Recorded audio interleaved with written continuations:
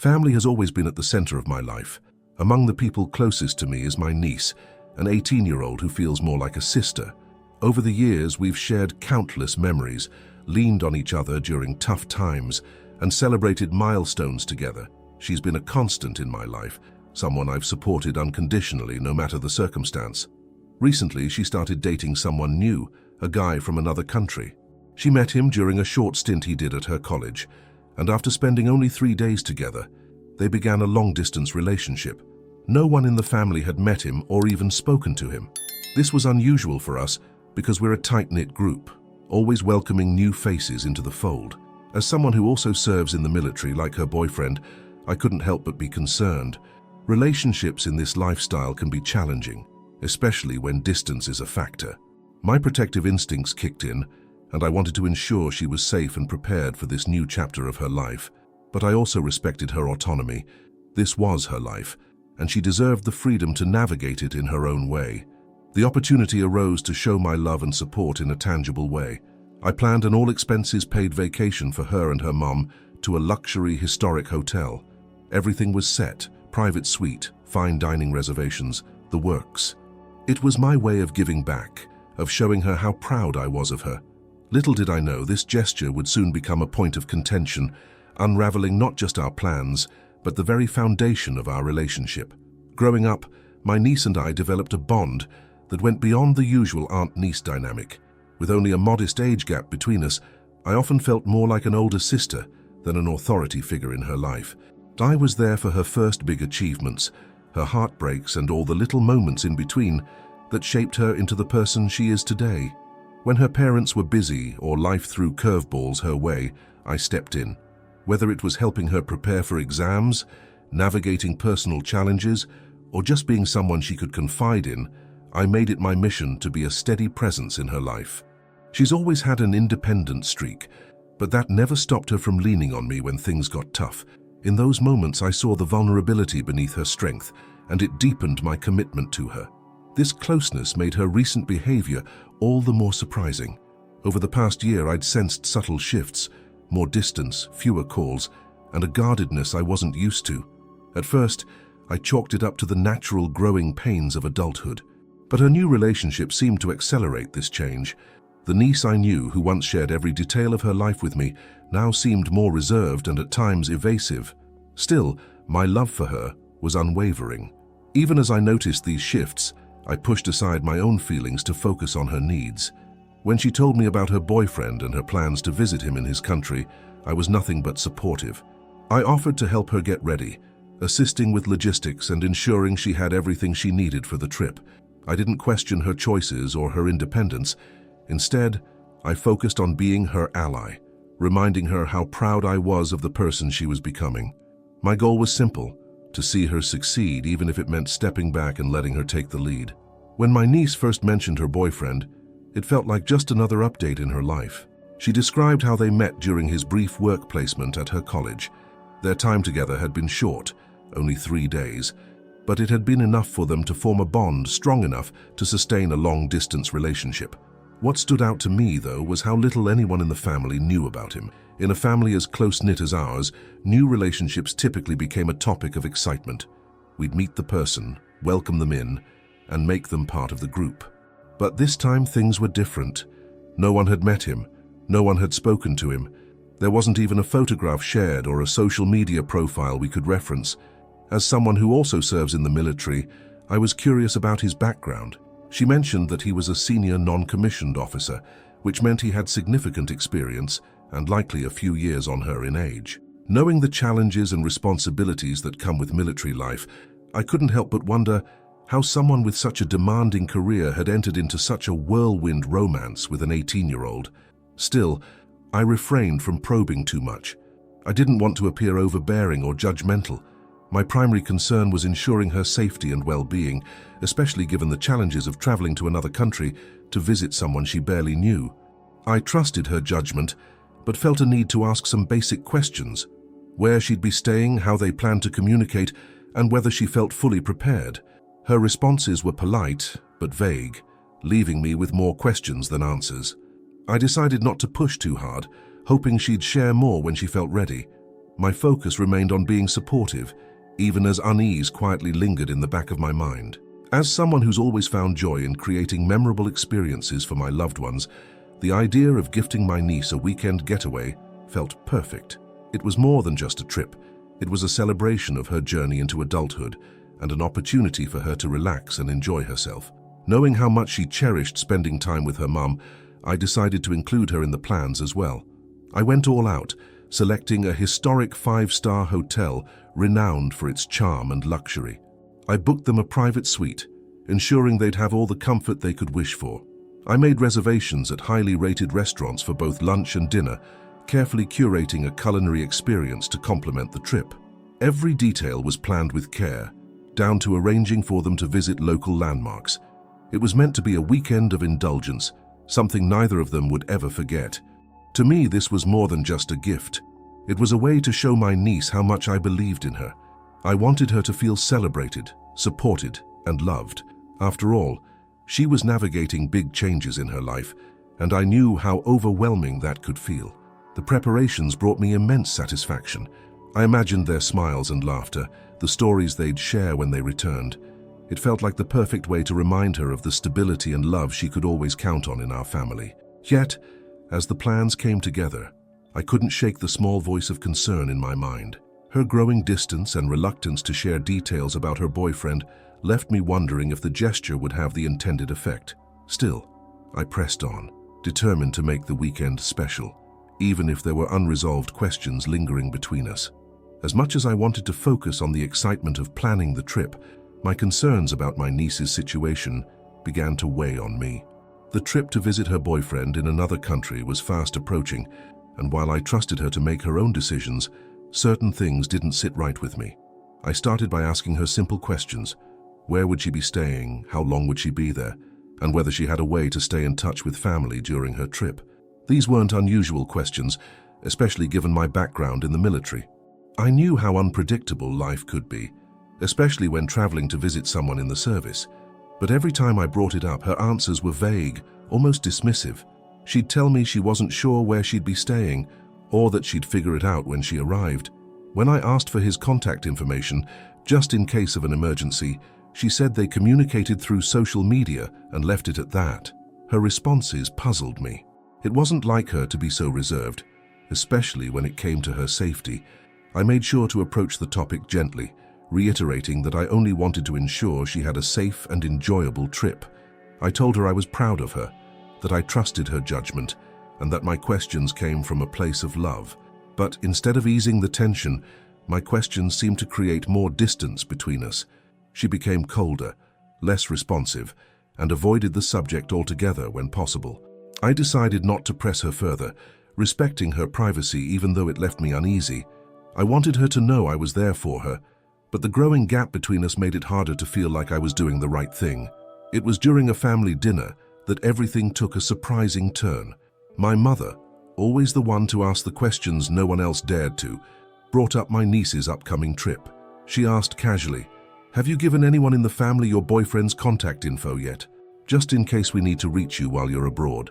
The room quieted as everyone turned their attention to my niece. She stiffened, her usual easy demeanor replaced with visible discomfort.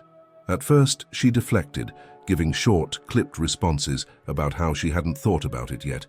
But my mother, persistent as ever, pressed on. "It would be good for someone to have it, don't you think? Just to make sure you're safe." That's when my niece said something that caught everyone off guard. "I don't feel comfortable giving out his information. I didn't like how I was asked about it," she replied, her voice cool but firm.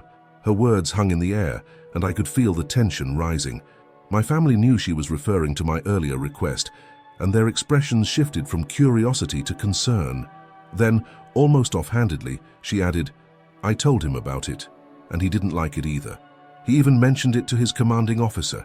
The impact of her statement was immediate. Family members exchanged incredulous looks. "Wait, what?" One of my cousins blurted out. "You told his chain of command about your aunt? Why?" My niece shrugged, avoiding eye contact, but her indifference only fueled the growing unease around the table. Whispers began to spread, questions and doubts bubbling up as the family tried to piece together what had just been revealed. In that moment, it became clear this wasn't just a matter of privacy.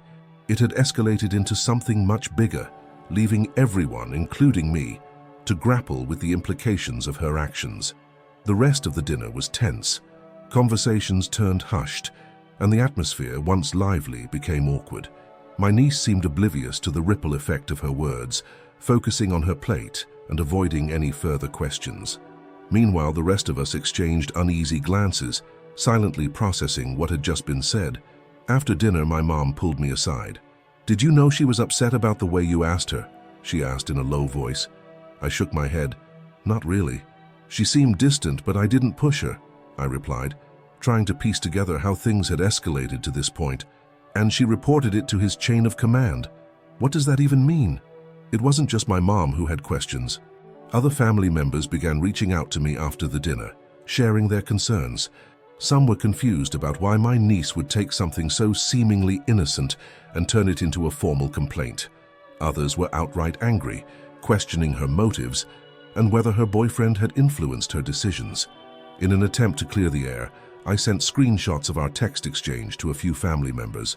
I wanted to show them exactly what I'd said, how I had asked about her travel plans, his contact information, and emphasized my concern for her safety. No one could pinpoint anything inappropriate in my messages.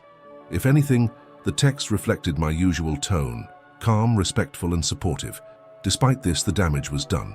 What should have been a moment of familial trust and understanding now felt like a chasm opening between us. I couldn't shake the sense of betrayal, nor could I ignore the growing suspicion that her boyfriend's influence was at the heart of this sudden shift in her behavior. In the days following the dinner, the tension didn't subside. It only grew. Conversations among family members became divided. Some were firmly on my side, insisting I had done nothing wrong and that my niece's reaction was disproportionate. Others, while not outright blaming me, tried to explain her actions as a result of her youth or the influence of her boyfriend. "She's 18, one relative said over the phone. "This is probably her way of asserting independence. Maybe she feels like she has to defend him, even if it doesn't make sense." But this explanation didn't sit well with me. My niece had always been independent. That wasn't new. What felt new was the secrecy, the defensiveness, and her willingness to escalate something trivial into a formal complaint. It was uncharacteristic of her, and I couldn't ignore the possibility that her boyfriend had a hand in it. His objection to my questions seemed disproportionate, and the fact that he involved his chain of command over a simple inquiry felt calculated. Meanwhile, my niece avoided me entirely. No calls, no texts, just silence. I tried to give her space, hoping she'd come around, but her absence only deepened the hurt I felt. This was someone I had been there for through thick and thin, someone I thought I could count on to understand my intentions. To make matters worse, the family seemed to be waiting for me to make the next move. Would I reach out to her? Would I let this blow over? Or would I confront her about the fallout she'd caused?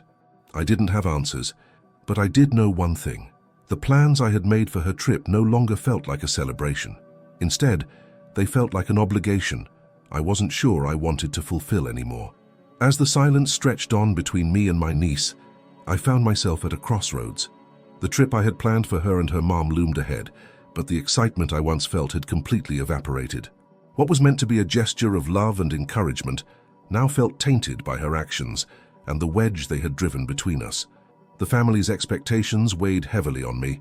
Despite the rift, many assumed I'd go through with the plans.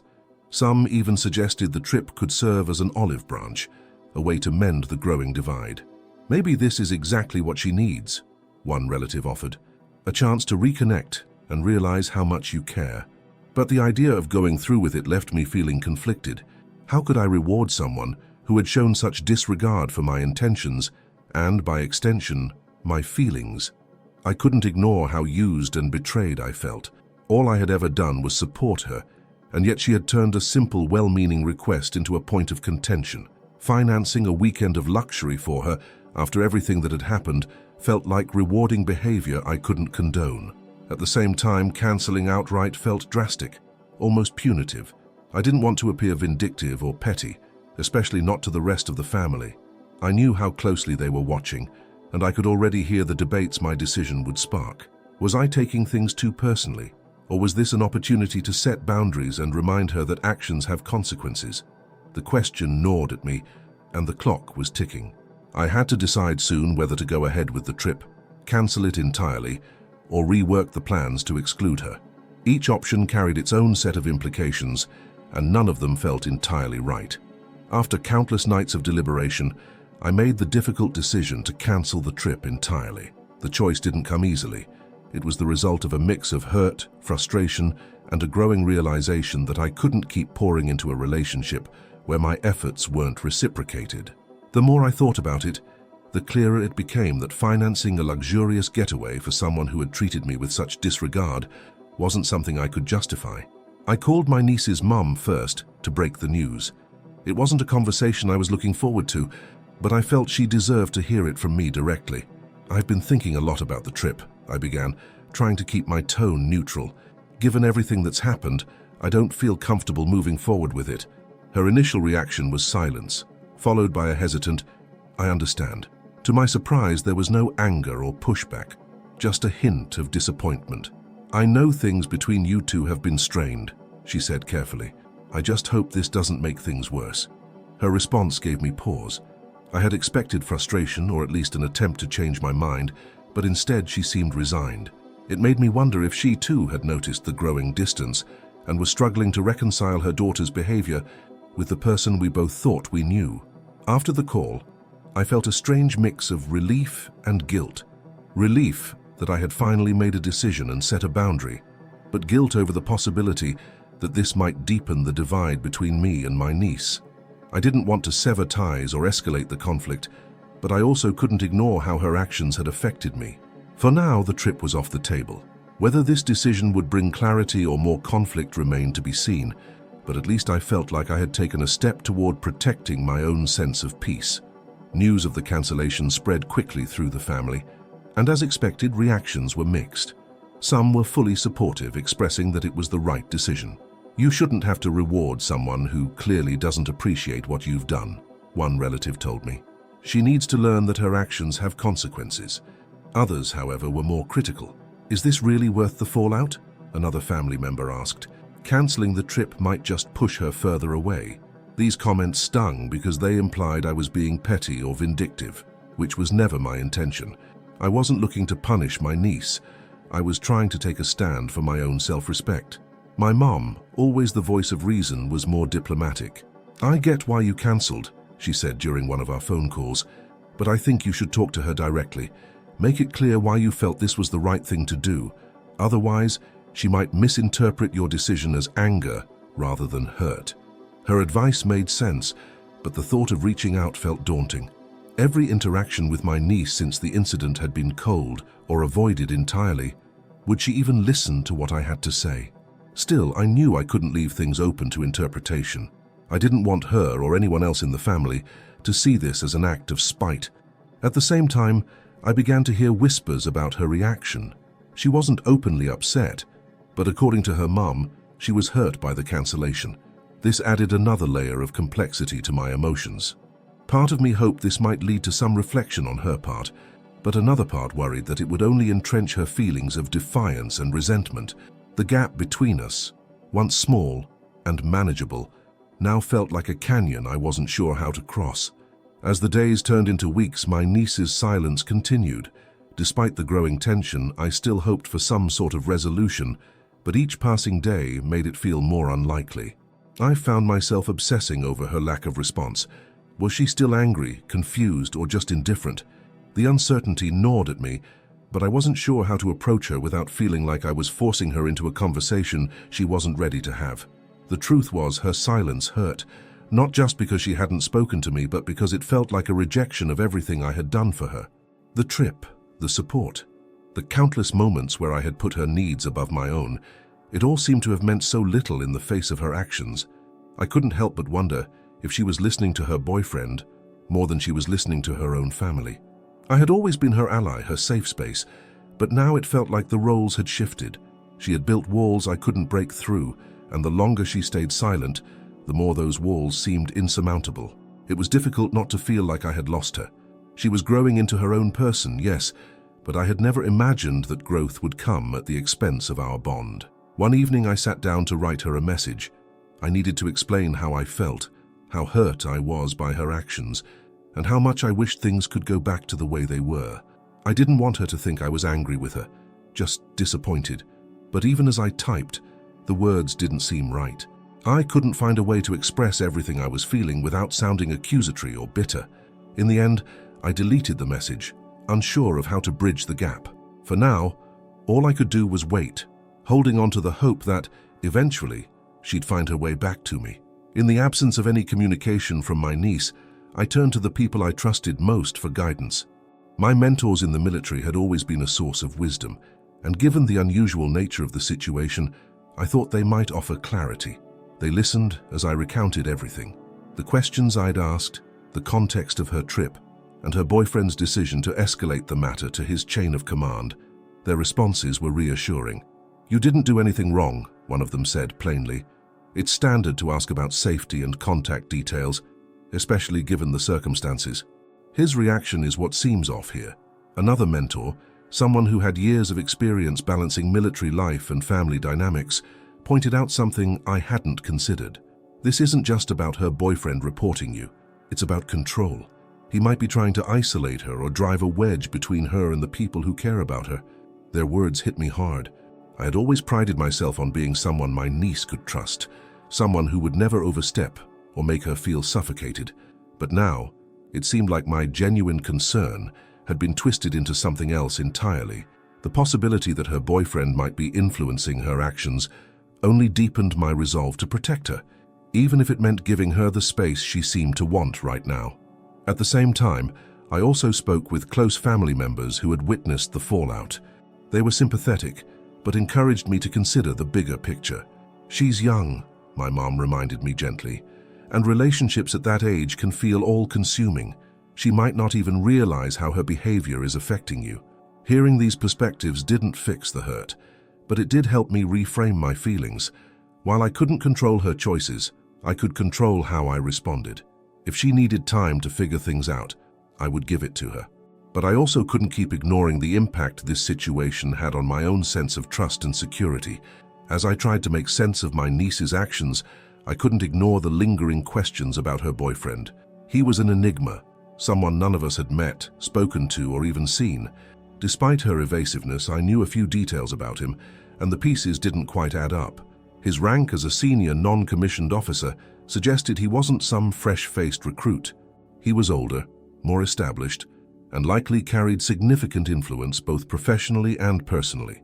I reached out to a trusted connection back home, someone who had insight into the military world. "Can you find out anything about this guy?" I asked cautiously. I didn't want to overstep, but my gut told me there was more to this story than my niece was letting on. What I learned only deepened my concerns.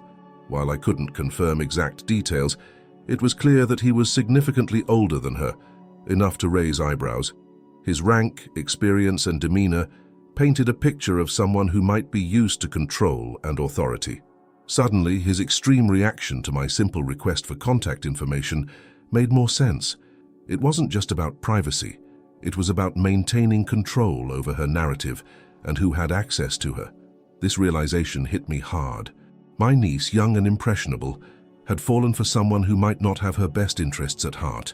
His influence was already evident in the way she had distanced herself from her family, the people who had always supported her. I wanted to confront her with this information, but I hesitated. How could I bring it up without alienating her further? If I pushed too hard, I risked driving her closer to him. Yet staying silent felt like ignoring a glaring red flag that could put her in harm's way. The more I learned, the heavier the weight of my concern became. As the situation unfolded, I found myself caught in an emotional tug-of-war. On one side was the undeniable love I felt for my niece, the girl I had watched grow and supported unconditionally. On the other side was an equally undeniable frustration, not just with her actions, but with the entire dynamic surrounding her boyfriend. I replayed the events in my mind constantly, trying to pinpoint where things had gone so wrong. Had I been too protective? Was there something in the way I'd approached her that pushed her away? Or was this simply the result of an outside influence, someone shaping her perception of me in ways I couldn't control? The frustration was compounded by the silence. Her lack of communication left me with no answers, no opportunity to clear the air or explain my side of things. It felt like she had built a wall around herself, one that I couldn't penetrate no matter how much I cared. At the same time, I knew pushing her too hard would only solidify that wall further. Balancing these emotions was exhausting. Every time I felt anger bubbling up, anger at her evasiveness, at her boyfriend's manipulative tendencies, I reminded myself of the young woman I knew her to be. This wasn't just about the choices she was making. It was about the person she was becoming and the life she was shaping for herself. Despite my hurt, I still wanted to believe in her. I wanted to believe that the bond we had wasn't irreparably damaged, that she would eventually see through the cracks in this relationship and remember the family that had always stood by her. But that hope was a fragile thing, easily overshadowed by the growing distance between us. For now, all I could do was wait and try to keep my frustration from overtaking my love. The fracture between me and my niece began to spill over into the rest of the family. What started as a quiet, simmering tension had turned into something more visible and divisive. Relatives who once approached the situation with curiosity or concern now started choosing sides, and the divide became glaringly obvious during family gatherings and conversations. Those who supported my decision to cancel the trip were vocal about their agreement. "She needs to learn that you can't treat people this way," one cousin said during a phone call. "You've done more for her than most would, and this is how she repays you. It's not right." But others were less sympathetic. "Canceling the trip just escalates things," one aunt argued. "You should have gone through with it, shown her that you're still there for her, even if she's being distant." These differing perspectives created an undercurrent of tension in the family. It felt as though every conversation about the situation carried an unspoken question. Was I being too harsh, or was my niece entirely at fault? I couldn't ignore the subtle shifts in tone, and the way some relatives seemed hesitant to take a clear stance, as though afraid of alienating either side. The stress was palpable. I found myself avoiding family group chats and declining invitations to gatherings where I knew the topic might come up. I didn't want to fan the flames of an already volatile situation, but I also couldn't ignore how isolating it felt to be at the center of this conflict. The worst part was knowing that my niece likely had no idea how deeply this rift was affecting the family as a whole. Her silence, while hurtful to me, was also a void that allowed speculation and resentment to fill the space she'd left behind. The longer it stretched on, the harder it seemed to bridge the growing divide. In the midst of the growing family tensions, I began to reflect on my own role in the situation. As much as I felt hurt and betrayed, I couldn't ignore the nagging thought that perhaps I had contributed to the escalation. Had I placed too much emphasis on control under the guise of concern? Were my questions about her trip, while well-meaning, perceived as intrusive? These doubts lingered, forcing me to take a hard look at my actions. I revisited the text exchanges, poring over each message to see if there was something I had missed, some unintended tone or phrasing that might have triggered her reaction. But no matter how closely I examined, I couldn't find anything inappropriate. My words were careful, respectful, and consistent with how I'd always communicated with her. Still, the fact that she felt compelled to report me to her boyfriend's chain of command made me question whether I had unintentionally crossed a boundary she hadn't been ready to articulate. At the same time, I thought about the broader dynamics at play. My niece was navigating her first serious relationship, one that came with the added complexity of distance and an older partner. It was clear she was trying to assert her independence, to carve out a space where she could make decisions without input from the family. Perhaps my actions, though well-intentioned, had been seen as undermining that autonomy. Acknowledging this didn't erase my hurt, but it did give me some perspective. If I wanted to mend things, I needed to approach her with an openness that allowed her to feel heard and respected. But balancing that with my own need for clarity and boundaries wasn't going to be easy. The realization left me with a heavy question. Could I take the first step toward reconciliation without compromising my principles? Or would doing so only reinforce the distance that had already grown between us? For the first time, I considered that resolution might require more from me than I was prepared to give. With the cancelled trip still a point of contention, I began reconsidering what to do with the arrangements. The reservations were too special to simply discard. This wasn't just any weekend getaway. It was something I had planned with care and intention, down to the smallest details. Despite the hurt, I couldn't shake the feeling that it would be a waste to let it all go unused. At first I thought about keeping the trip for myself. A chance to step away, reflect, and find some peace sounded tempting, but the idea felt hollow, almost selfish. This wasn't about me. The trip had been designed as a gesture of love, and even if my niece wasn't going to be a part of it, I wanted that spirit to remain intact. Then the idea came to me. Why not offer it to other family members? My mum, who had been a steady and calming presence through all of this, deserved a break more than anyone. Perhaps inviting her and another relative who had supported me would transform the trip into a celebration of the relationships that still felt solid. It could be an opportunity to create something positive out of the negativity that had surrounded the original plans. I floated the idea to my mom during one of our conversations.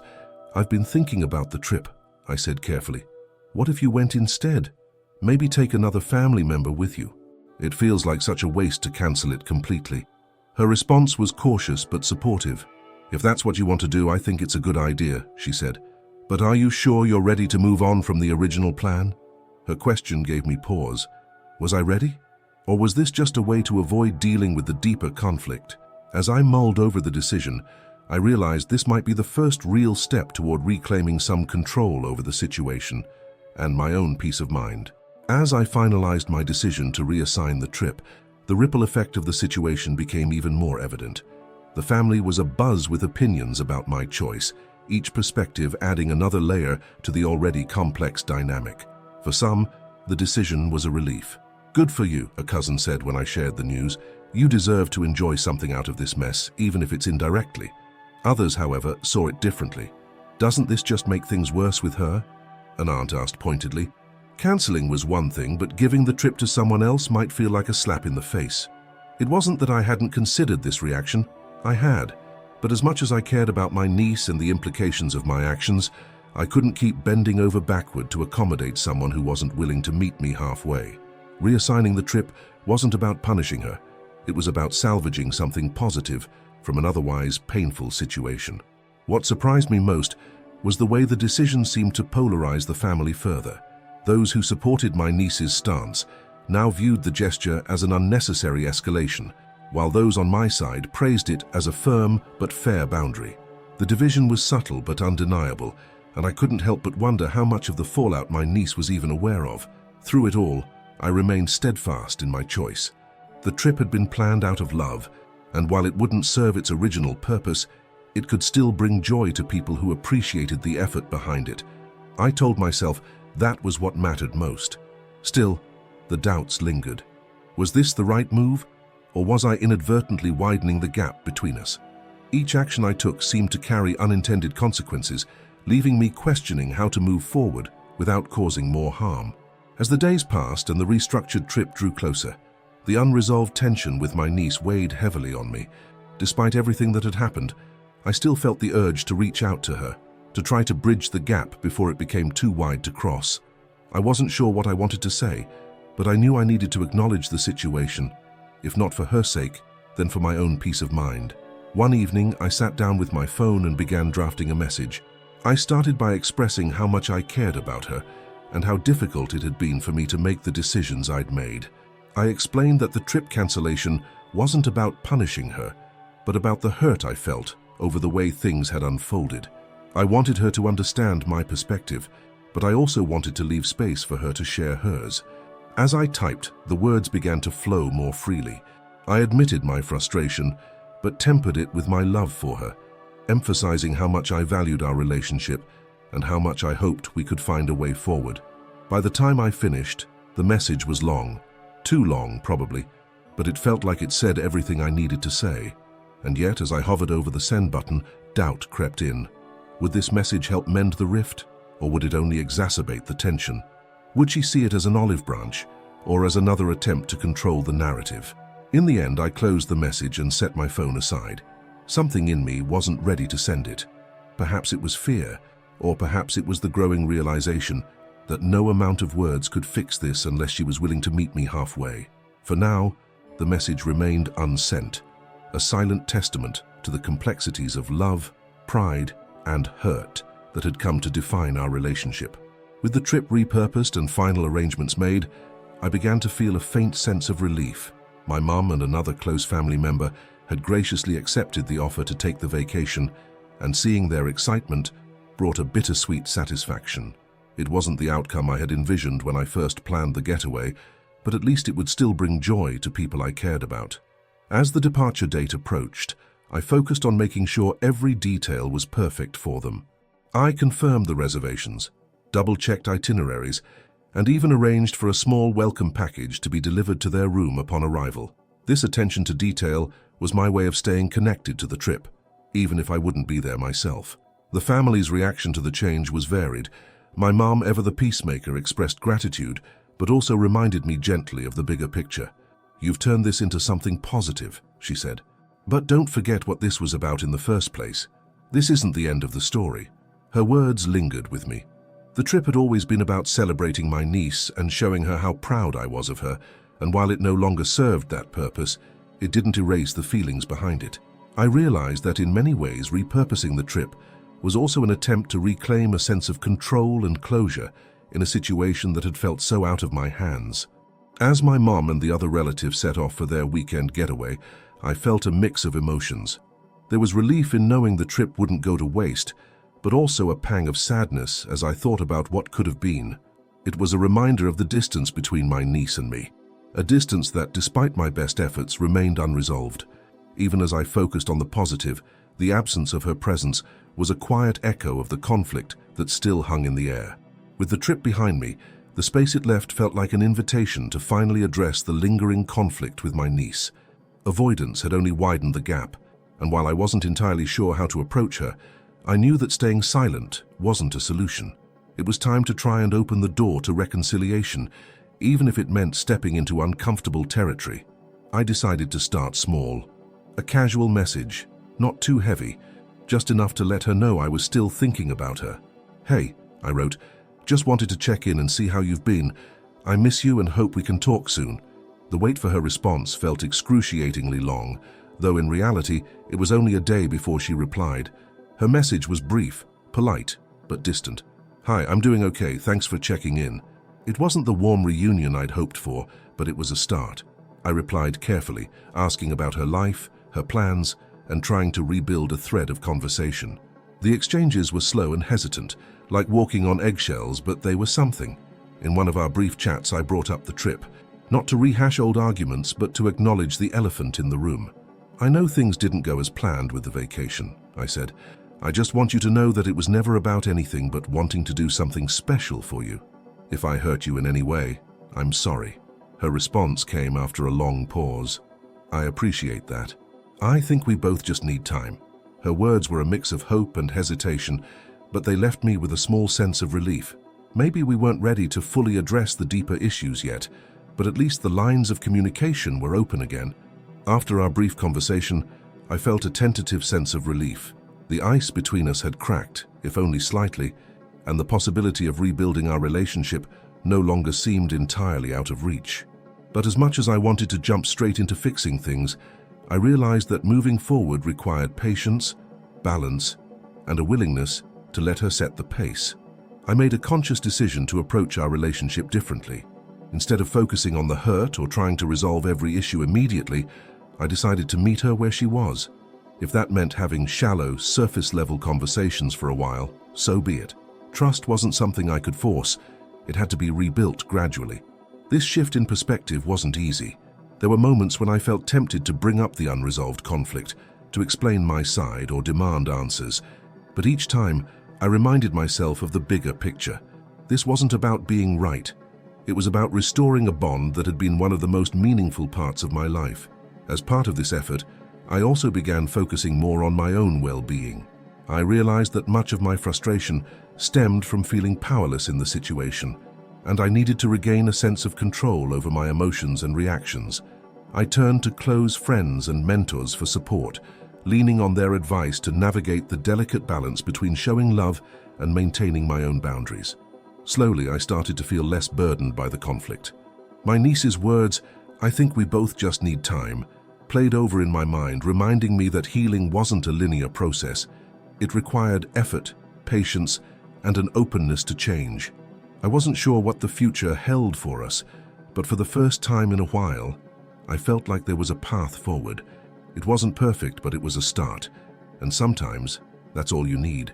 As I gave my niece the space she needed, I began to reflect on the lessons this situation had taught me. The distance between us, while painful, forced me to confront some uncomfortable truths about the dynamics of our relationship and my own approach to family.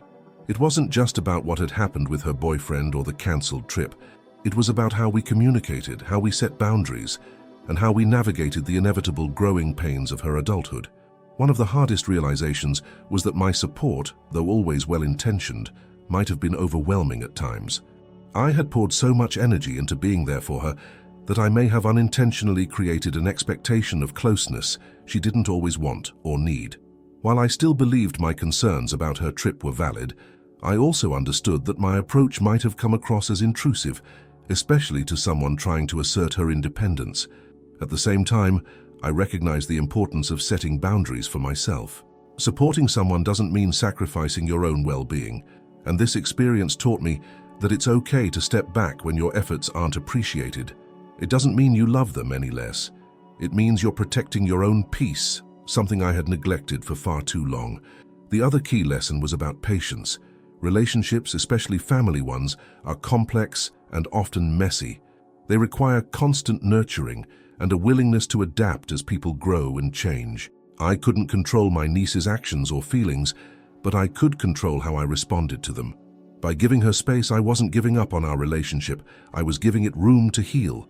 These reflections didn't erase the hurt or resolve the conflict entirely, but they gave me a renewed sense of clarity. Whatever the future held, I felt better equipped to navigate it with empathy, understanding, and a deeper respect for both her boundaries and my own. While the focus had shifted toward rebuilding my relationship with my niece, I couldn't entirely ignore the lingering question of her boyfriend's influence. His presence loomed in the background of everything that had happened, a catalyst for much of the conflict that had unfolded. Though I wanted to move forward, it was impossible not to wonder how much of her behavior had been shaped by his words and actions. The fact that he had involved his chain of command over what I considered a minor request still struck me as unusual. It wasn't just the escalation itself, but what it implied about his approach to conflict. Instead of fostering understanding or communication, he had chosen a path that isolated my niece from her family. This realization fueled my concerns about the dynamic between them and how it might be affecting her judgment. I shared my worries with a trusted mentor in the military, someone who had seen similar situations play out in other relationships. It's not uncommon for someone in a position of authority, whether rank or age, to exert influence in subtle ways, they said. It could be intentional, or it could simply be a dynamic she's not equipped to recognize yet. Their insight resonated with me. My niece was young, navigating her first serious relationship, and likely eager to prove her independence. Her boyfriend's older age and higher rank might have added an unspoken power imbalance, making it easier for him to sway her perspective.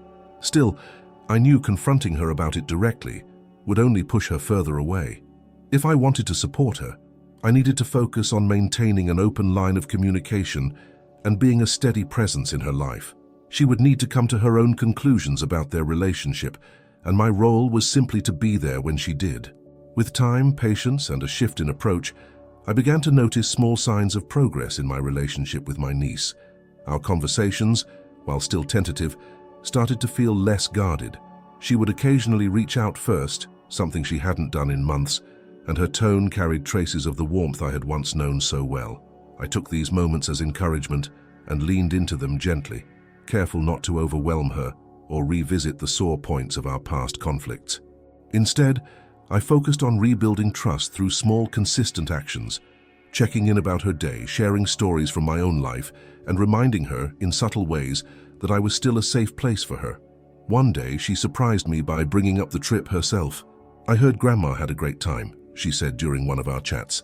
Her voice held a note of curiosity, maybe even a hint of regret. "Yeah, she really did," I replied. "I'm glad it turned into something positive, even if it wasn't what I originally planned." Her response was thoughtful. "I know things got complicated.